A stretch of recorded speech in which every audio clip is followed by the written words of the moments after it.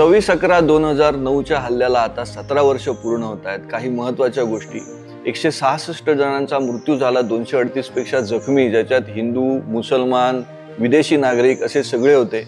तेव्हाच्या प्रॉपर्टीचं नुकसान 150 कोटीपेक्षा जास्त होतं, जे आजच्या घडीला 1400 कोटीपेक्षा जास्त होतं। दोन अजून महत्त्वाच्या गोष्टी, अजमल कसाब जर मेला असता तर त्याचं नाव आलं असतं रेकॉर्डला, ते म्हणजे समीर चौधरी, दिनेश चौधरीचा मुलगा, आणि त्याच्या सोबत त्याचा जो जोडीदार होता पाकिस्तानवरून आलेला इस्माईल, त्याचं नाव राहिलं असतं नरेश वर्मा। कारण जे 10 दहशतवादी पाकिस्तानातून आलेले, प्रत्येकाकडे हिंदू विद्यार्थ्याची कार्ड होती।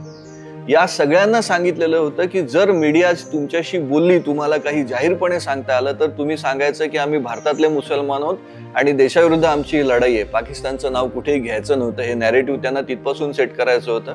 महत्वाचा मुद्दा, अजमल कसाब तर 4थीत शाळा सोडलेला मुलगा होता, तेही पाकिस्तानच्या कुठल्या तरी उर्दू शाळेत। त्याने एक कन्फेशन दिलं कोर्टासमोर, त्याला दाखवायचं होतं की जिहाद का केला पाहिजे, पण तो अशिक्षित होता। आज आपण लाल किल्ल्यावरचा ब्लास्ट बघतोय, आज डॉक्टर्स पकडले जातात आपण बघतोय। भारत ह्याच्यातून काय शिकणार?